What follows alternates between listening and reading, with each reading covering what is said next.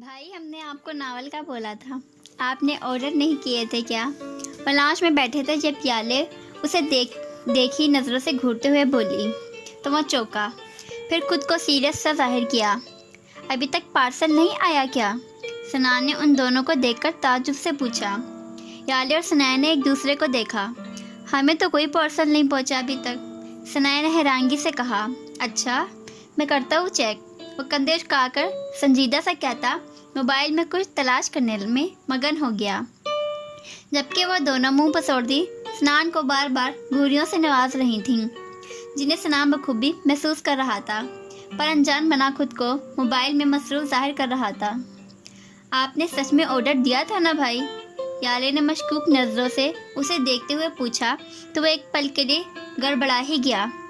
تو میں کیا تم سے جھوٹ بولوں گا چڑیل؟ کوئی شک ہے کیا اس میں؟ پہلے بھی تو بولتے ہیں۔ تو کیا پتا اب بھی بول رہے ہو جھوٹ؟ وہ خاصا جتا کر بولی۔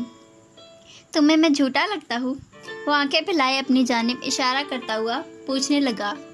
ثنایا ان دونوں کو دیکھتی گہرا سانس بھر کر نفی میں سر ہلا کر رہ گئی۔ ان دونوں کے روز کے یہی کام تھے۔ نہیں پیارے بھیا، آپ مجھے جھوٹے نہیں، جھوٹوں کے بھی سردار لگتے ہو، سمجھے؟ وہ آنکھیں ٹپٹپاتی معصومیت سے سارے ریکارڈ توڑتے ہوئے بولی۔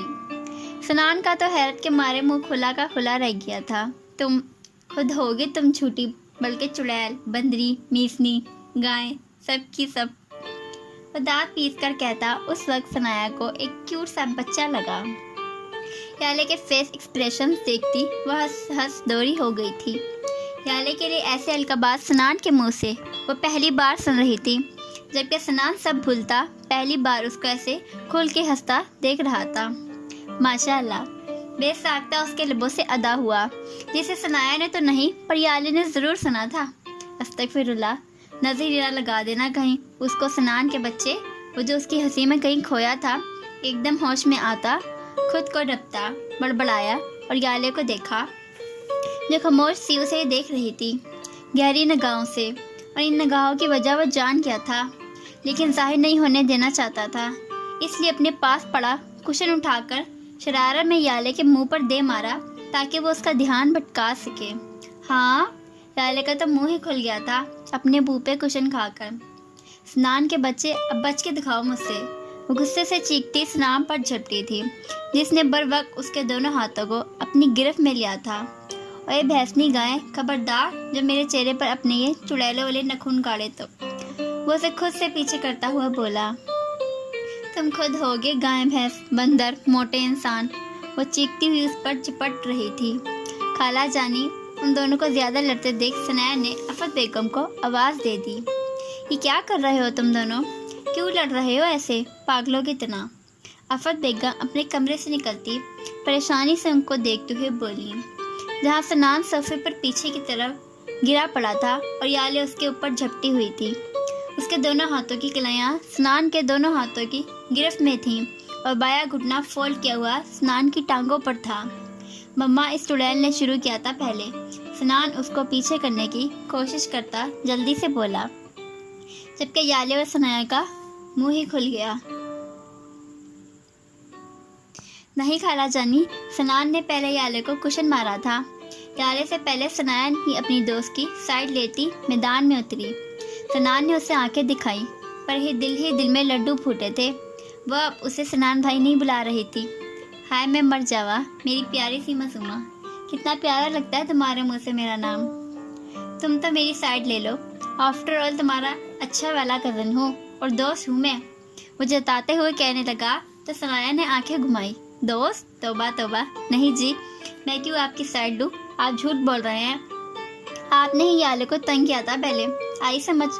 اچھا چھوڑو، تم دونوں ایک دوسرے کو بس موقع چاہیے ہوتا ہے جنگلی بلیوں کی طرح لڑنے کا، آفت بیگم نے غصے سے کہا تو وہ دونوں ایک دوسرے سے الگ ہوئے، پر ایک دوسرے کو چڑھاتے ہوئے۔ مجھ سے بات نہیں کرنا اب، یالے غصے سے منہ پھیلا کر کہتی کمرے کی جانب بڑھ ہی رہی تھی جب سنان کی آواز نے اس کے قدم جکڑے۔ اچھا، لیکن میں تو سوچ رہا تھا آج کہیں باہر گھمانے لے جاؤ تم دونوں کو، پر خیر اچھا ہے تم ناراض ہو گئی ہو، میرا ٹائم بچ جائے گا۔ مسکراہٹ دبا کر سنجیدگی سے بولا۔ ہیں؟ کیا سچ میں؟ کب جانا ہے؟ ہم تیاری کریں؟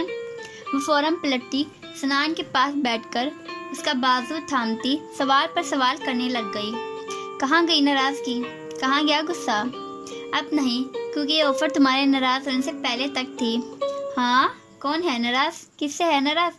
میں تو نہیں ہوں، پلیز چلے نا، پلیز پلیز۔ وہ حیران ہوتی لاٹ سے بولی۔ نیسنی۔ ثنایا اس کی ایکٹنگ دیکھ کر بڑبڑا کر رہ گئی۔ شکر نوز کی بات تو نکلی ان کے ذہن سے۔ وہ دل میں بولا، کیونکہ وہ بھول ہی گیا تھا ان کے نوز کو آرڈر کرنا، اس لیے اب جان تو چھڑوانی تھی نا، نہیں تو اس کا جینا حرام کر دینا تھا انہوں نے۔ آ جاؤ، شاپنگ کرواتا ہوں تم لوگوں کو۔ وہ مسکرا کر کہتا اپنی جگہ سے اٹھا اور آفت بیگم سے مخاطب ہوا۔ مما جانی، آپ بھی چلیں گی نا ساتھ؟ نہیں، ابھی تم لوگ جاؤ، میں پھر کبھی چلوں گی ساتھ۔ اب تو چکر لگتے رہیں گے نا بازار کے۔ پر میں نے ابھی پیسے نہیں منگوائے بھیا سے، ابھی شاپنگ نہیں کرتے، بعد میں کریں گے۔ ثنایا پریشان سی صورت بنا کر بولی، تو تم سے کس نے کہا ہے پیسے منگوانے کے لیے؟ تمہاری اور یالی کی ساری شاپنگ میں کراؤں گا۔ سنان نے اطمینان سے کہا۔ واؤ، کیا سچ میں؟ یالی خوشی سے چہکی۔ آہستہ چیخو چڑیل، بہرا کرنا ہے مجھے۔ سنان کان میں انگلی ڈال کر آنکھوں کو بند کرتا ہوا بولا۔ یالے نے منہ بسوڑا۔ نہیں، آپ کیوں کروائیں گے شاپنگ مجھے؟ آپ یالے کو کروائیں گے شاپنگ؟ آپ یالے کے بھائی ہیں، کوئی میرے بھائی تھوڑی ہیں جو میں آپ کے پیسے سے شاپنگ کروں۔ میں بس بھیا سے بولوں گی، وہ کل تک بھیج دیں گے پیسے، پھر کروں گی اپنی شاپنگ، وہ بھی خالہ جانی کے ساتھ۔ اس نے جیسے فیصلہ سنایا۔ سنان بس نفی میں سر ہلا کر رہ گیا۔ کتنی بڑی تمہید باندھی تھی اس نے۔ ہو گیا یا ابھی اور کچھ بھی بولنا ہے؟ وہ طنزیہ بولا۔ چلو ثنایا یار، اٹھو، ایسے موقع بار بار نہیں ملتے، اور وہ بھائی نہیں ہے تو کیا ہوا، تمہارے کزن اور دوست تو ہیں نا۔ سنو وریز، کیونکہ مما جانی۔ یالے نے آگے بڑھ کر اسے آزو سے پکڑ کر زبردستی اٹھاتے ہوئے کچھ دیر پہلے سنان کے کیے گئے جملے کو دہراتے ہوئے کہا، اور ساتھ میں آفت بیگم کو بھی شامل کیا۔ ہاں بالکل، اب میں تمہارے منہ سے اور کوئی فضول بات نہ سنوں، نہیں تو عامر صاحب کو بتاؤں گی، وہ پوچھ لیں گے تم سے۔ جا کر تیاری کرو اور جاؤ ان دونوں کے ساتھ، آفت بیگم نے اسے لپٹتے ہوئے کہا۔ پر خالہ جانی، وہ ہچکچا رہی تھی، ایسے کیسے ان کے پیسے سے شاپنگ کر لیتی؟ چلو بھی یار، جا کے تیاری کرو اور 10 منٹ میں نیچے آؤ۔ سنان اس کو منہ لٹکائے کھڑا دیکھ روب سے بولا تو اس نے جھکے سر کو اٹھا کر سنان کو دیکھا اور پھر باقی سب کو۔ چلو، اس سے پہلے وہ پھر سے کسی طرح ٹال مٹول کرتی یالی اسے کھینچتی کمرے کی جانب لے گئی۔ پیچھے کھڑے سنان کے لبوں پر گہری مسکراہٹ آئی تھی۔ اس مسکراہٹ کی وجہ جان سکتی ہوں میں بیٹا؟ آفت بیگم شریر سے لہجے میں کہتی اس کے سامنے آئیں تو وہ ایک دم چوکا اور جھیپ گیا۔ کچھ بھی تو نہیں ماما جان، میں تو بس ایسے ہی ہنس رہا تھا۔ وہ گردن میں ہاتھ ڈالتا آنکھیں چرا کر بولا۔ ادھر میری طرف دیکھ کر کہو نا، نظریں کیوں چرا رہے ہو اپنی ماں سے؟ آفت بیگم اس کا چہرہ اپنی جانب موڑتے ہوئے بولی تو وہ سر جھکا گیا۔ وہ اچھی لگتی ہے مجھے، شادی کرنا چاہتا ہوں اس سے۔ آپ بات کریں نا بابا اور انکل ثنایا کے والد سے، پلیز مما جانی۔ اب کی بار وہ ان کے گلے لگتا لاڈ سے بولا۔ آفت بیگم کے لبوں پر مسکراہٹ دوڑ گئی تھی۔ ایسا نہیں ہو سکتا۔ سنان کے کانوں میں ان کی سنجیدہ آواز گونجی تو ایک دم حیران ہوتا ان سے الگ ہوا۔ اسے خود سے دور ہوتا دیکھ وہ اپنے چہرے پر سنجیدگی کا لبادہ اوڑھ گئیں۔ کیوں مما، ایسا کیوں نہیں ہو سکتا؟ وہ ان کی آنکھوں میں دیکھتا لب بھیجتے ہوئے پوچھنے لگا۔ کیونکہ تم اسے پسند کرتے ہو، اور پسند تو وقت کے ساتھ بدل جاتی ہے نا۔ کل کو پھر تمہاری پسند اور کوئی بھی بن گئی تو میری بچی کا کیا ہوگا؟ وہ اس کے چہرے کے تاثرات کو جانچتی سنجیدگی سے بولی، جو اب سخت نظر آ رہے تھے۔ محبت ہے وہ آپ کے بیٹے کی، وہ صرف پسند نہیں ہے ماما، محبت ہے میری، بے انتہا محبت کرتا ہوں میں اس سے۔ سنان اس کے بغیر اب اپنی پوری زندگی تصور بھی نہیں کر سکتا۔ وہ ان کے ہاتھ تھامتا ایک ایک لفظ پر زور دے کر شدت سے بولا، یہی تو مجھے سننا تھا، کرتی ہوں بات تمہارے بابا آ جائیں کام سے تو۔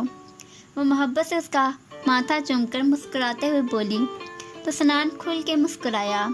لو you mama, you are the best mama in the world. Sinan ان کے گلے لگتا محبت سے بولا، ماما یو نو میری جان. آفت بیگم اس کا کندھا تھپکتی ہوئی بولی اور اسے خود سے الگ کیا کیونکہ سامنے ہی ثنایا اور یالے عبائے میں ملبوس نیچے آ رہی تھیں.